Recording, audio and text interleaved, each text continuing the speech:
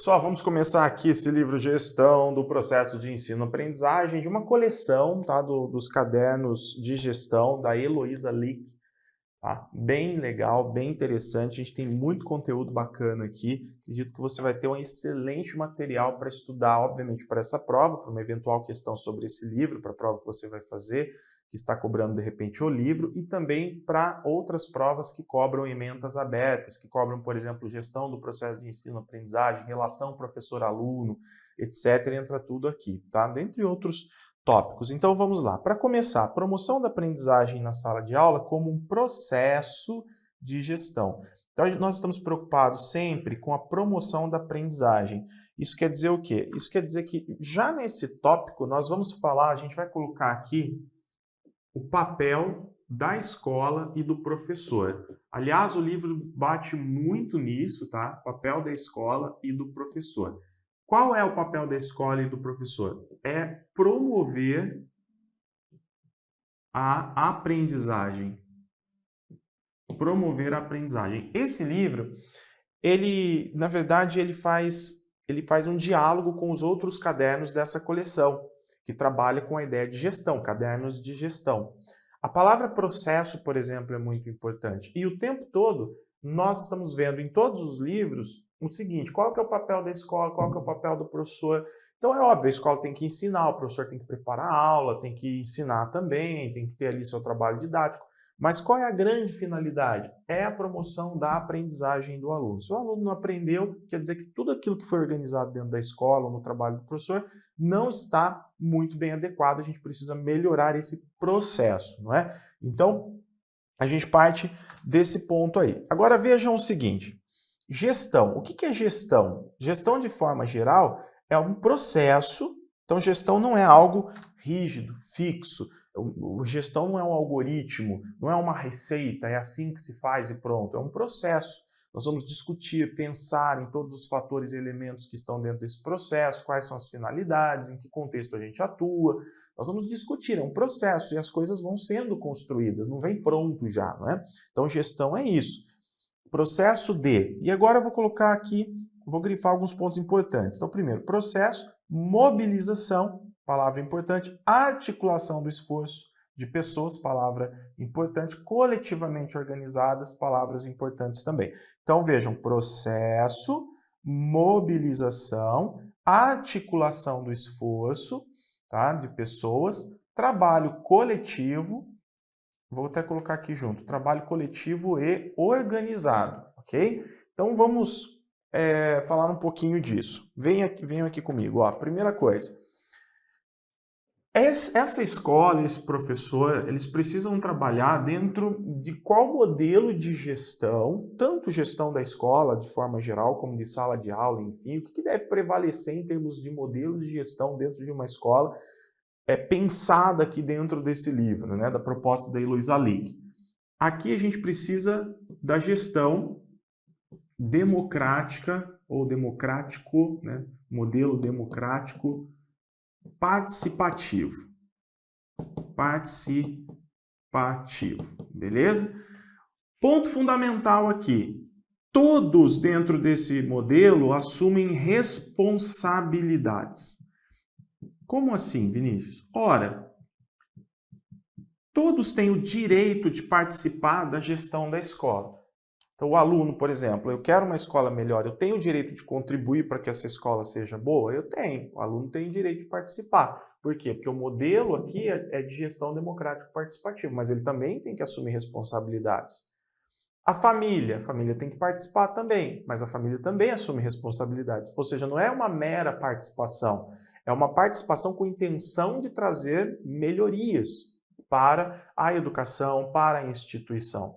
Obviamente, o professor, o coordenador, o diretor são profissionais com conhecimento técnico, também precisam estar muito bem intencionados, também precisam pensar a escola politicamente, né? Então são pessoas de referência, são as autoridades que entendem o processo e que, obviamente, assumem responsabilidades diferenciadas, mas todos devem assumir responsabilidades, tudo bem? Outra coisa, mobilização. O que quer dizer isso?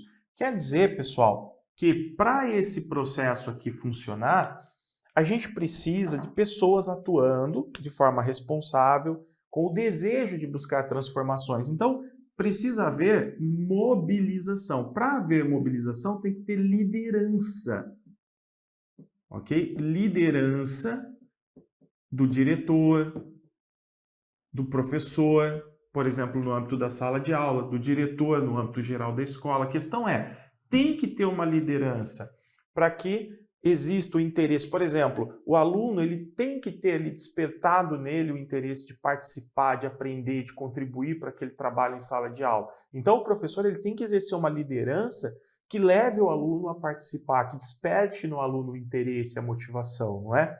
Outra palavra, articulação do esforço. Por que articulação do esforço? Porque as pessoas, em geral, possuem competências diversas e elas podem contribuir de formas diferentes, tá? Então, a articulação está relacionada às competências diversas do professor, do coordenador, dos pais, todos podem ajudar nesse processo. Por isso, trabalhar de forma articulada, unir competências, unir forças, sinergia. A gente poderia colocar a palavra aqui também, sinergia, para que o trabalho seja garantido, os resultados eles possam, vamos dizer assim, acontecer realmente, se efetivar, né, ter mais possibilidades de efetivação dos resultados positivos. Outra coisa, além da articulação do esforço, a gente tem aqui o coletivo organizado, tá? Então, vou repetir aqui, ó, coletivo organizado. Coletivo organizado quer dizer, existem já os processos para que todos possam participar. Então, como que a família participa? Não é de qualquer forma. Como que os professores atuam? Não é de qualquer forma. Como que professor e aluno trabalham em sala de aula? Não é de qualquer forma.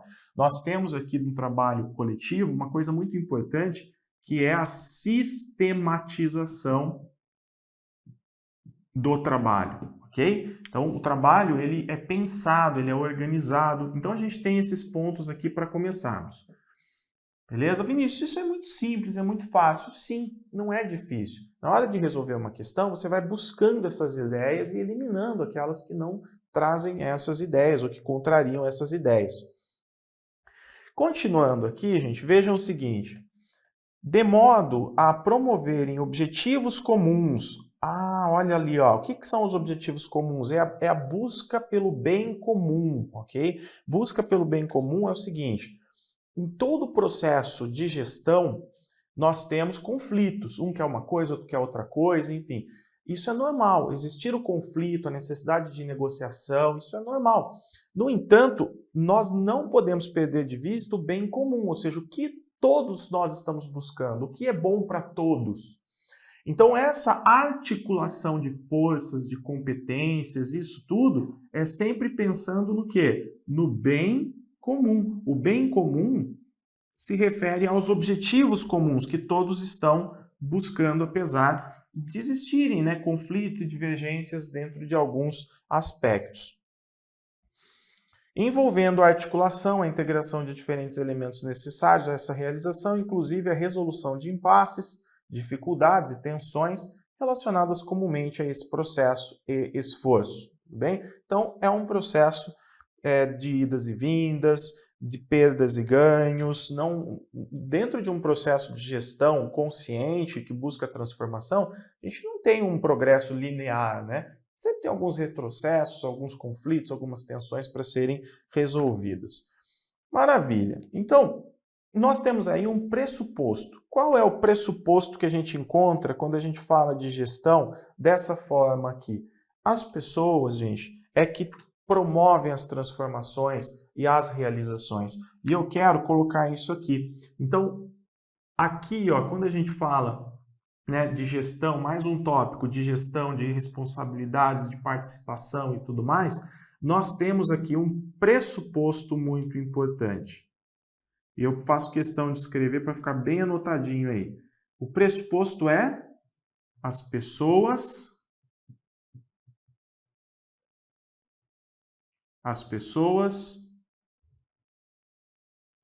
realizam a transformação.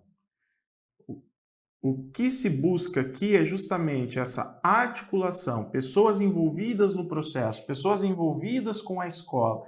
Nós não queremos uma escola que seja refém simplesmente de ordens que venham do sistema, né? Se o sistema não diz nada, a escola fica parada, a escola não produz nada. Não, nós queremos que essas pessoas envolvidas dentro dessa instituição, para que ela, os professores possam cumprir o papel, outras pessoas estejam envolvidas, lutando aqui para a promoção da aprendizagem. Beleza? Vamos lá. Outro ponto, gente. Educação. Então, quando a gente fala de educação, trata-se de realidade de ação, de comunicação, de relacionamento interpessoal. Então, aqui vem aquela ideia de que educação não é simplesmente transmitir conteúdos. Dentro do processo educacional, tem uma realidade de ação, um contexto. Onde que eu educo? Quem eu educo? Por quê? Para qual finalidade? Tá? Finalidades gerais, finalidades mais específicas, objetivos. Existe comunicação, existe troca, existe diálogo, relacionamento entre pessoas, existe movimento, existem processos praticados por pessoas e é, sobremodo, sobre esses aspectos que se deve ter a gestão da aprendizagem. Então, a gestão da aprendizagem não deve estar preocupada apenas com quais disciplinas eu vou ensinar, em que dia, em que horário, de forma rígida, mecanicista. Não, nós temos que pensar em todos os aspectos de natureza técnica, relacional, afetiva, consequentemente emocional também, política, tudo que está envolvido no processo educativo. Ele é muito rico, visando a integrá-los, orientá-los e promovê-los na intensidade com as características educacionais adequadas. Ou seja, a educação é processo? É, mas não é um processo genérico. A educação é um processo muito contextual. Muito contextual. Nós precisamos o tempo todo pensar esse processo. Ele não é igual em todos os lugares. E um ponto que é muito importante dentro de estudo é o seguinte: o que a gente precisa superar, né? Então, por exemplo, essas pessoas que estão aqui buscando transformação, essas pessoas têm como desafio superar algumas coisas que acontecem normalmente nas escolas. Então, vou colocar aqui, ó, superação do imediatismo, dos processos burocratizantes,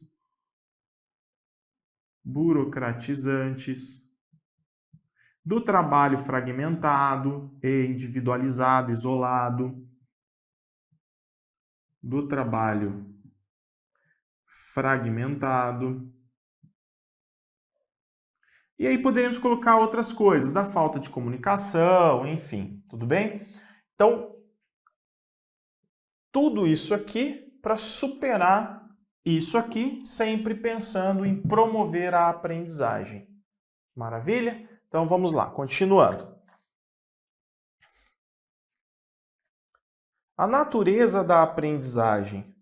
A natureza da aprendizagem no contexto da escola e da sala de aula. As bases da gestão de seu processo. Então, o que é a aprendizagem? A aprendizagem é o processo pelo qual os alunos terão bases sólidas. Ó, mais uma vez a palavra processo. A aprendizagem é quando o aluno me apresenta resultados favoráveis. O professor ensinou, o aluno apresentou aquilo que o professor ensinou, pronto, isso é aprendizagem. Não, aprendizagem é processo. Aprendizagem não é apenas a demonstração do que se aprendeu como um resultado final.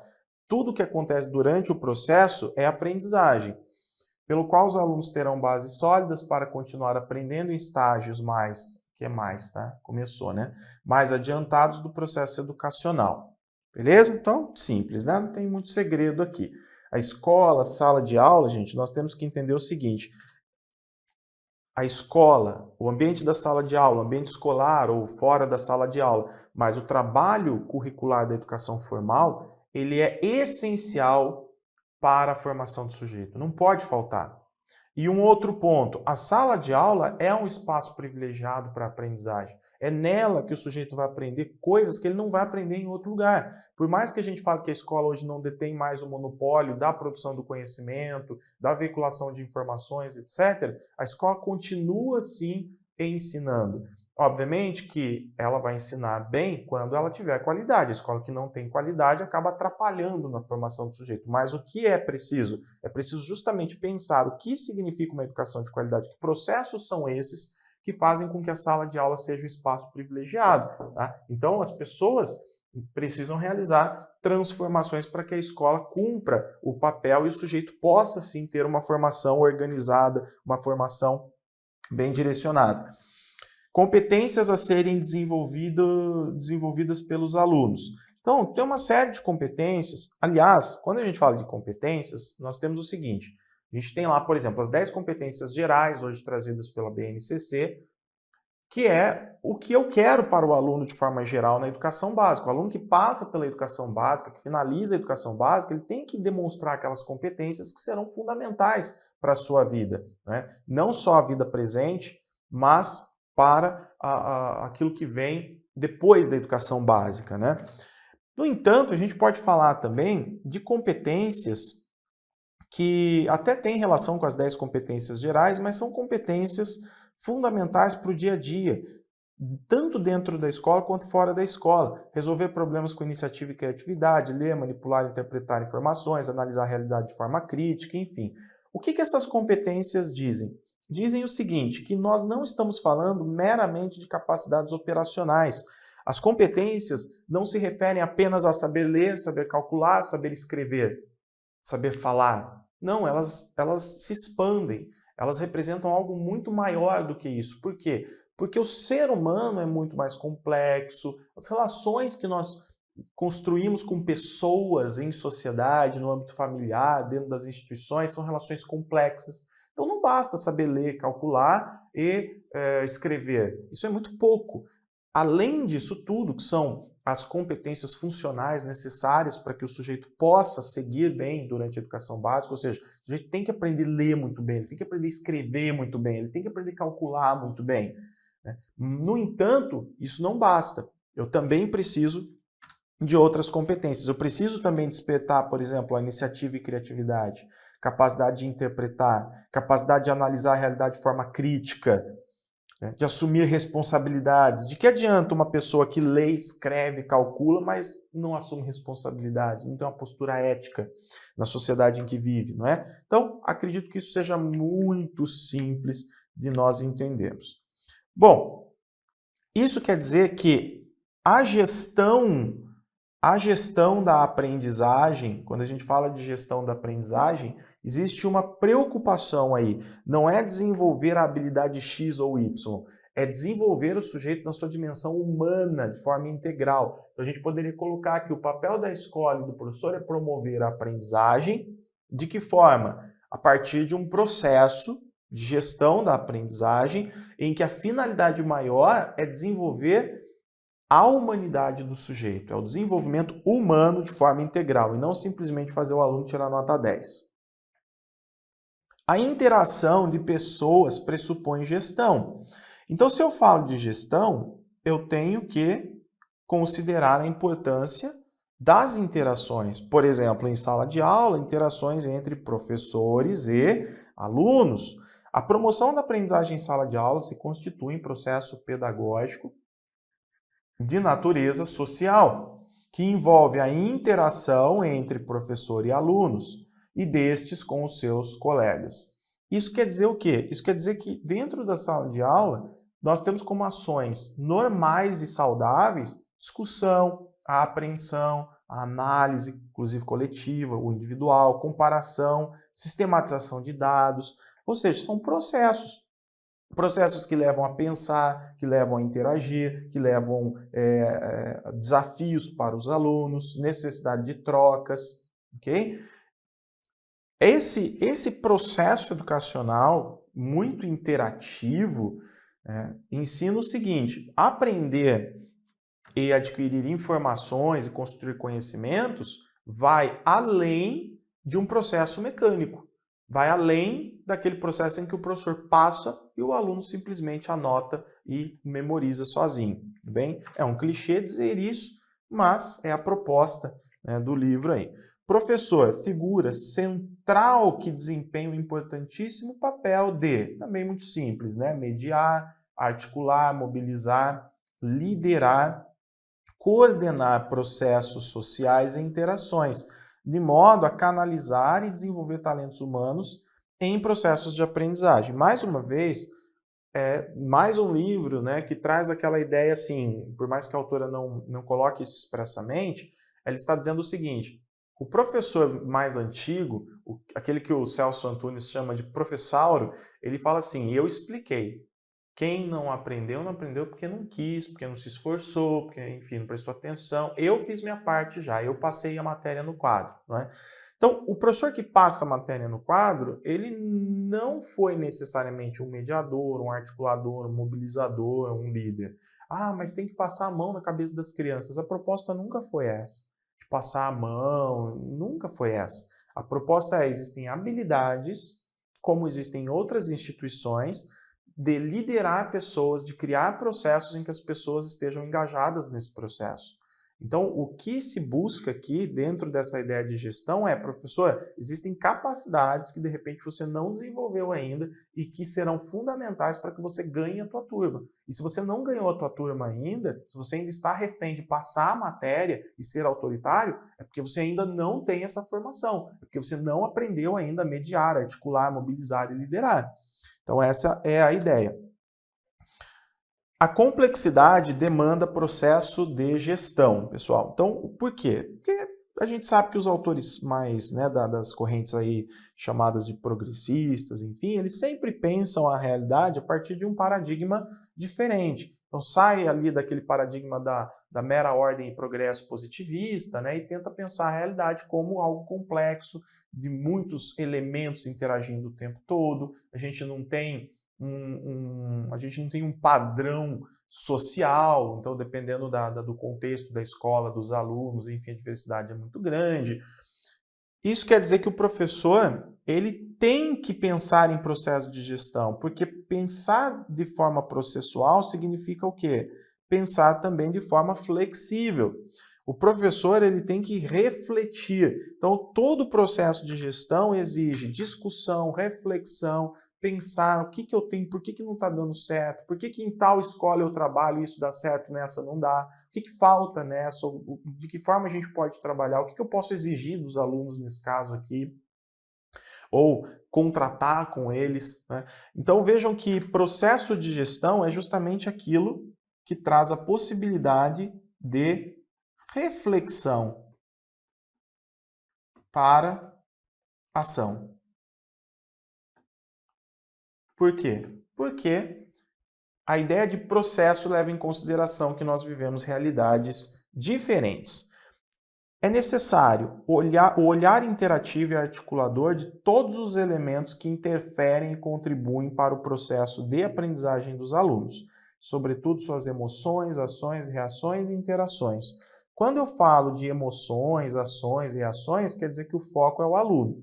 Então eu não estou preocupado com o conteúdo. O conteúdo é complexo, então deixa eu preparar uma aula aqui olhando totalmente para o conteúdo. Não, eu olho para o aluno.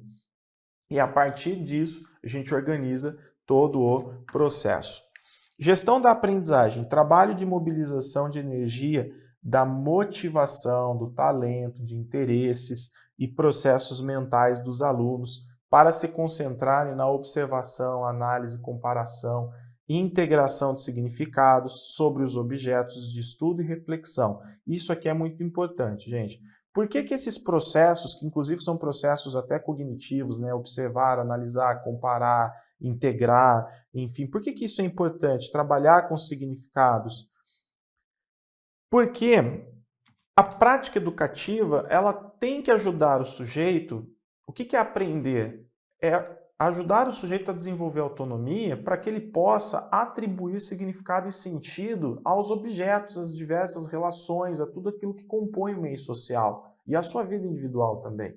Então, se eu não trabalho com discussão, com integração, análise, observação de significados, eu tenho uma aprendizagem extremamente estéril, memorística, mecanicista, não é? Então, eu tenho que trabalhar com o significado, ajudar o aluno a compreender, vamos dizer assim, a realidade como um todo, né? a realidade como um todo. Quer dizer, aprender um conteúdo é o que é esse conteúdo e de que forma que ele interage com a realidade, de que forma que ele se aplica à minha vida social, à minha vida pessoal.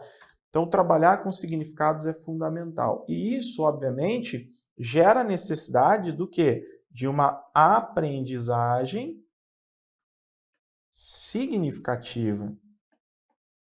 A aprendizagem significativa, gente, é aquela que envolve o aluno por inteiro.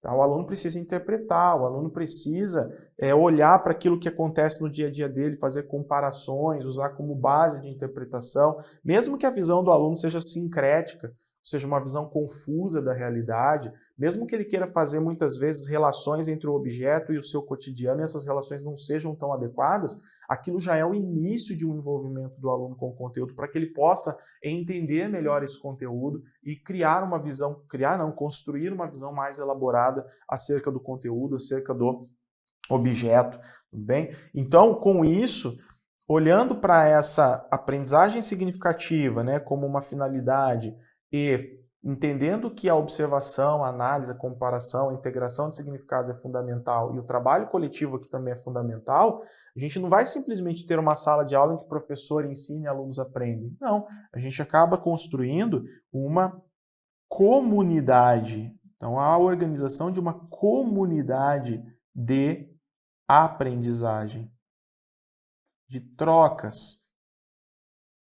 Comunidade de aprendizagem, tá? O que vai além de simplesmente ter uma sala de aula em que o professor ensina e aluno aprende. Gestão pressupõe mobilização de pessoas para a realização de objetivos. Tá? Então, mais uma vez, aprendizagem significativa envolve a mobilização e canalização de atenção dos alunos, estimulação de sua motivação, orientação de processos mentais aplicados em experiências dinâmicas, em que os alunos empregam seus talentos e exploram o seu potencial, mediante atividades de observação, análise, reflexão, construção de significados sobre questões apresentadas em experiências e aplicação de esforço pessoal na busca de solução de problemas. Beleza? Então vejam que o processo é mais dinâmico, é mais complexo e a atuação do professor acaba sendo bem diferente daquela em que o professor simplesmente passa o conteúdo. Como que o professor consegue trabalhar desse jeito, né? Como que ele consegue mobilizar pessoas? Aí vem o planejamento e a capacidade técnica. Tem professores que criam um cenário ali de entusiasmo entre os alunos, ele trabalha com expectativas, por exemplo, né? Então, a cada aula fica aquela coisa assim, fica aquele mistério para a próxima aula, aquela necessidade que o aluno tem de, afinal, o que é isso? E o professor se utiliza de diversos recursos, habilidades, fora o planejamento, que é técnico, né? Para que os alunos estejam envolvidos naquele processo. Ele não dá aula simplesmente anotando no quadro, ele varia. Então, os alunos têm momentos que eles compreendem que são momentos de participação efetiva naquele processo. Muitas vezes o aluno percebe que ele também é um co-construtor daquele conhecimento, né? Ele ajudou de alguma forma e por ter ajudado, por ter participado, ele conseguiu entender melhor também. Então, é toda uma atmosfera bem diferente da educação tradicional, que faz com que o aluno possa ter uma aprendizagem significativa. Muitos vão dizer, Vinícius, mas antigamente os alunos simplesmente respeitavam o professor, ficavam quietos e aprendiam. A gente tem que levar em consideração que realmente, nos últimos anos, isso não é papo de esquerdista, houve sim um acesso de pessoas muito diferentes dentro da escola, que não vieram, por exemplo, da classe média e que têm formas de pensar e de agir muito diferentes daqueles alunos que ocupavam lá os bancos escolares, né, até mais ou menos os anos 70. Bom, ocorrência de conflitos, tensões e desvios de foco demanda gestão. As aulas demandam habilidade de mediação e resolução de conflitos. Atenção a comunicações paralelas e intervenções desfocadas, que, embora indesejadas, são naturais ao processo ensino-aprendizagem e devem ser utilizadas como elementos importantes na aprendizagem e formação de hábitos e habilidades sociais. Vejam que com essa ideia de processo, né, o aluno ele vai aprendendo vamos dizer assim, a agir, a atuar dentro de um determinado meio. Então, a disciplina, por exemplo, não é algo que o aluno lê e fala, isso pode, isso não pode, pronto, sou uma pessoa disciplinada. Ele vai aprendendo. A partir de mediações, de interferências do professor e dos colegas, das relações que são construídas durante a educação básica, o aluno vai aprendendo dentro daquele meio social. Ou seja, a disciplina acaba sendo uma habilidade social que esse aluno constrói na educação básica também e que é importante não apenas para aquele momento de trabalho coletivo, mas é importante para ele também, né, para a sua vida pessoal, individual, para suas autorrealizações. Gestão pressupõe planejamento e organização. Então, é fundamental que exista plano de ação focado na realização dos objetivos propostos. O plano deve levar em consideração as diferenças entre os alunos, objetivos, conteúdos e métodos, estratégias de envolvimento dos alunos, previsão de processos e dinâmica de relacionamentos. Tá bom? Acho que aqui não tem dificuldade. Maravilha? Eu vou fazer uma pausa, o próximo tópico vem aí a atuação do professor na determinação do que como o aluno aprende, mas eu acredito que a gente já tenha visto bastante coisa nessa primeira parte e tem muito conteúdo pela frente. Valeu, até daqui a pouco.